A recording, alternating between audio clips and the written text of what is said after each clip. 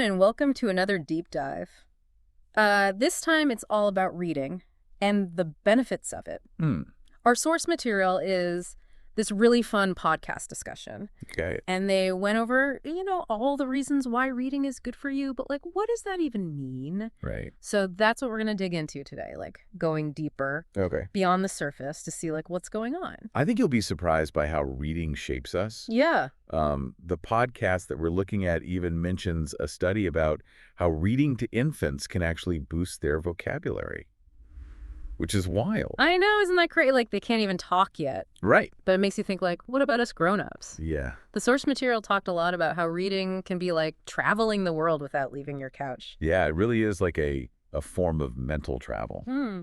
One of the speakers even mentioned how reading about the fall of the Roman Empire Oh, no. gave them a new perspective on modern economic cycles. Interesting. So it's not just about learning facts. Hmm. It's about connecting those historical dots and understanding the present. That's so true. I remember reading a book about the history of spices, and it totally changed the way I view cooking. Really? Suddenly every ingredient I use has this whole backstory. Wow. It was like unlocking a secret code. That's fascinating. Yeah, and that's what's so cool about reading, right? Yeah. It unlocks so many different types of knowledge. Right. One of the speakers talked about reading a personal finance book Hmm. and how it actually helped them budget better.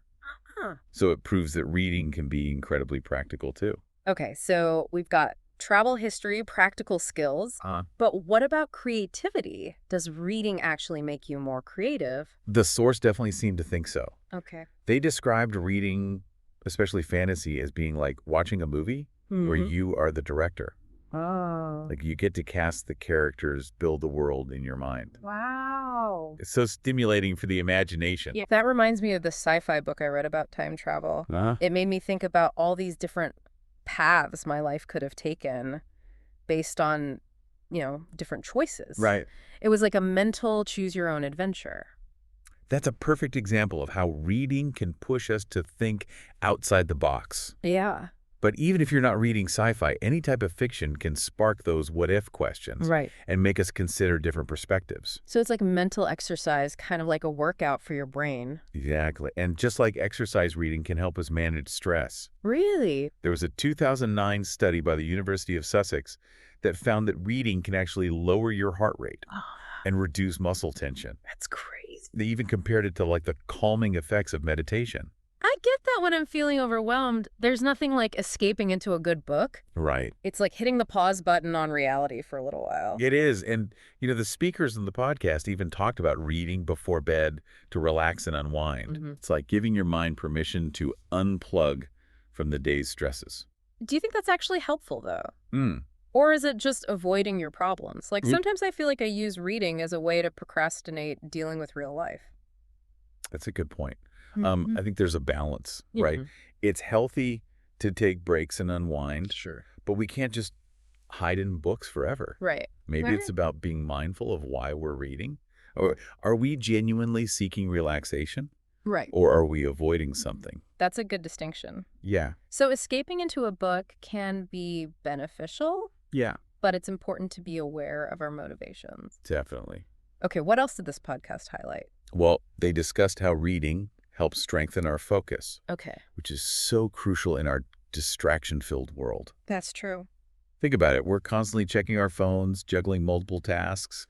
It's no wonder we struggle to concentrate. Yeah, they mentioned mystery novels being especially good for this. Something about the suspense keeping you hooked. Yeah.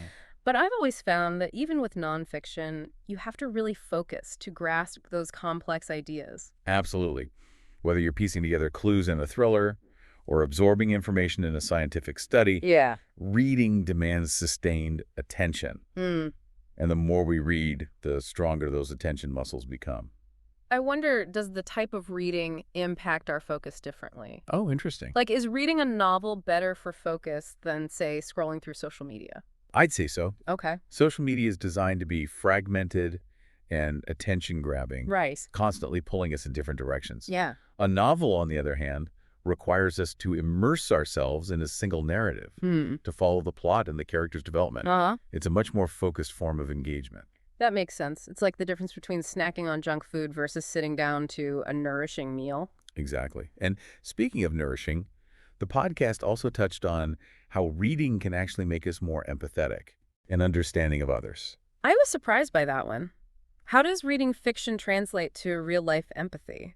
Well, think about it. When we read fiction, Okay. we're stepping into the shoes of different characters, experiencing the world through their eyes, feeling their emotions. Oh. It's like a virtual reality simulation for empathy. They actually give a great example of this. Yeah? One speaker talked about reading a memoir about someone overcoming a major challenge and how it gave them a much deeper understanding of what that person went through. That's a powerful example. Yeah. And it speaks to the transformative power of reading. It can open our hearts and minds to experiences and perspectives that might otherwise remain closed to us. So we're not just learning about facts, but also about different ways of thinking and being in the world. Right. That's pretty powerful. It is. And it brings us to one of the most profound benefits of reading, its ability to foster personal growth. One speaker in the podcast said something that really stuck with me. Every book you pick up can shape who you are. Whoa, that's a big statement. It is. It makes you think about the impact of the books we choose to read. It really does. And it underscores the importance of being mindful of our reading choices. Oh, wow. What are we feeding our minds? What stories are we allowing to shape our worldview? It's like we're curating our own mental libraries, right? Filling them with all these voices and ideas. But they also mention this idea that reading can help you get OUT of your own head and see things from different perspectives. Right. It's that balance again. You know, we shape ourselves through the books we choose. Right. But those books also have the power to challenge us. Yeah. And broaden our understanding. Okay, so speaking of shaping ourselves through books, the podcast had some really fascinating points about reading and vocabulary. They even talked about this study from Rutgers. Oh, wow. About how reading to infants helps build their vocabulary. It seems crazy, right? I know. Like, how can babies benefit from being read to when they can't even talk? But it's amazing, even at that age, their brains are absorbing language. The sounds, the rhythms. So it's not just about learning words, but about, like, developing a sense of how language works. Exactly. It's like building that foundation for communication. And that framework benefits us throughout our lives. It does. They talked about how a richer vocabulary leads to clearer self-expression. Right. But they also discussed something I found really interesting. What's that? Like, different types of reading impact vocabulary differently. Oh, that's interesting. Does reading fiction build a different kind of vocabulary than reading nonfiction? That's what they seem to suggest. Okay. They argued that fiction exposes us to a wider range of vocabulary because of all the descriptive language and character portrayals. That makes sense. Right. Think about all the metaphors and similes you find in novels. It's like they're painting pictures with words. Exactly. And those word pictures not only enrich our vocabulary, but they also help us appreciate the beauty and power of language.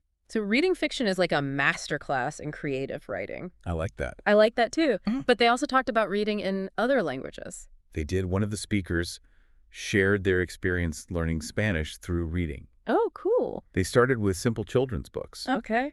And gradually worked their way up to more complex texts. Wow. And they said that it not only expanded their vocabulary, but it also helped them learn grammar in a more natural way. That's really encouraging for anyone trying to learn a new language. It is. It's like immersing yourself in the language without actually having to travel. Exactly. It's like creating that mini immersion environment in your own mind. Okay, so we've talked about the cognitive benefits, but the podcast also spent a lot of time on the emotional benefits. Right. Especially when it comes to stress reduction. Absolutely. They described reading as a way to, like, press pause on the stresses of daily life. It's true. And I think we can all relate to that. You know, when we get lost in a good book, our worries kind of fade away. I have to admit, I was a bit skeptical about this whole reading as stress relief thing. Like, doesn't escaping into a book sometimes just mean avoiding our problems? It's a valid concern. And the podcast acknowledged that they emphasize the importance of being mindful. Like, why are we reading? Are we genuinely seeking relaxation? Right. Or are we using it to avoid dealing with stuff? So it's not just about reading, it's about how and why we read. Exactly. But they did bring up that study from the University of Sussex, right? Yes. The one about reading, lowering your heart rate and reducing muscle tension. It does, and it aligns with our own experiences. Right. When we get absorbed in a good book, we often feel a sense of calm. It's like our minds and bodies are finally allowed to unwind. They even talked about reading before bed to help with sleep. Right. It's like giving your brain a signal to power down. One of the speakers even mentioned how reading a book about mindfulness helped them manage their stress. So it's not just about escapism. It's about learning coping mechanisms. Exactly. Okay, cool. So that brings us to another point they made about reading and empathy. Yes. The more we read, especially fiction, the more we develop our capacity for empathy. I'm curious, how does that actually work? Well, when we read fiction, Okay. we step into the shoes of different characters. Right. We experience the world through their eyes and emotions. We learn to understand different perspectives. They shared that anecdote, right, about reading a memoir and how it helped them connect with someone's struggles. That's a powerful example. It is. It really speaks to the power of reading. It can open our hearts and minds to things we might never experience ourselves. So reading can make us more compassionate. It can. That's amazing. It is, and it underscores the importance of reading diversely. The more perspectives we encounter, the more we learn. They also talked about reading for lifelong learning and personal growth. Yes. They emphasized that reading isn't just about accumulating facts. Right. It's about expanding our horizons, Yeah. challenging ourselves, and evolving. It's a journey. It is. They even compared reading to planting seeds. Oh, wow. Each book is like a seed Interesting. with the potential to grow into new understanding. And just like a garden, our minds need tending. Ugh. We have to be mindful of the seeds we plant. Right. And cultivate an environment where they can flourish. So it's not just about reading, it's about what we do with the information. Exactly. It's about engaging with the text, asking questions, making connections, and letting those insights shape us. It's like we're constantly building these mental maps of the world. Yeah. And every book adds a new layer. But they also talked about how reading is super beneficial as we age. That makes sense. Yeah. As we get older, we tend to fall into routines and limit ourselves to new ideas. But reading keeps our brains active and engaged. I've noticed that with my parents. Right. My mom's an avid reader, and she's still sharp as a tack. Wow. But my dad, who never reads, he seems to be slowing down a bit. That's just anecdotal, of course. Yeah. But research suggests that reading can actually help prevent cognitive decline That's interesting. and even dementia. Wow. It's like a workout for your brain. Keeps it in shape. Exactly. And they talked about how reading can give us a sense of purpose as we age. It's true. Reading can help us feel connected to the world Yeah. and give us a chance to reflect. I love that. You know, one of the speakers shared how reading helped them through a tough time. Oh, wow. They said that reading stories of hope and resilience gave them strength. That's really powerful.